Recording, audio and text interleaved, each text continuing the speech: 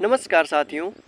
आज का दिन सिर्फ एक तारीख नहीं बल्कि भारत के इतिहास का वो अध्याय है जहां बलिदान, साहस और क्रांति ने मिलकर आज़ादी की नींव रखी।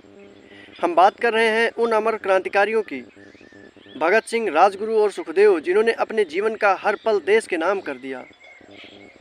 28 सितंबर 1907 को जन्मे भगत सिंह बचपन से ही देशभक्ति के वातावरण में पले बढ़े। 1919 का जलियांवाला बाग हत्याकांड उनके जीवन का निर्णायक मोड़ बना और यहीं से उनके भीतर अंग्रेजी शासन के खिलाफ विद्रोह की आग भड़क उठी। राजगुरु की सटीक निशानेबाजी, सुखदेव की संगठन क्षमता, इन तीनों ने मिलकर हिंदुस्तान सोशलिस्ट रिपब्लिकन एसोसिएशन के माध्यम से एक संगठित क्रांति की नींव रखी।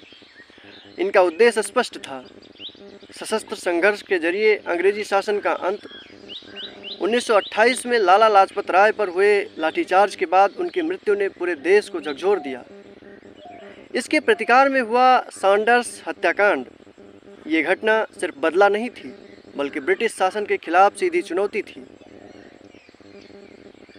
साल 1929 का सेंट्रल असेंबली बम कांड, जहां भगत सिंह और बटुकेश्वर दत्त ने बम फेंककर यह संदेश दिया कि बहरों को सुनाने के लिए धमाके की जरूरत होती है। ये घटना उनकी वैचारिक परिपक्वता और रणनीतिक सोच को दर्शाती है। कारावास के दौरान इन क्रांतिकारियों ने भूख हड़ताल और लेखन के माध्यम से अपने विचारों को जन जन तक पहुंचाया।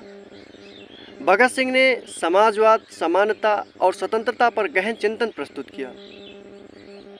इतिहास का वो पल 23 मार्च 1931, जब भगत सिंह, राजगुरु और सुखदेव को फांसी दी गई, ये अंत नहीं बल्कि एक विचारधारा की शुरुआत थी।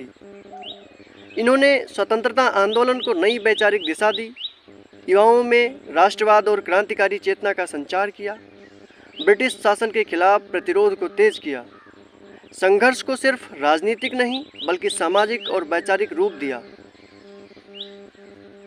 इनका बलिदान यह सिखाता है कि स्वतंत्रता केवल अधिकार नहीं बल्कि जिम्मेदारी भी है।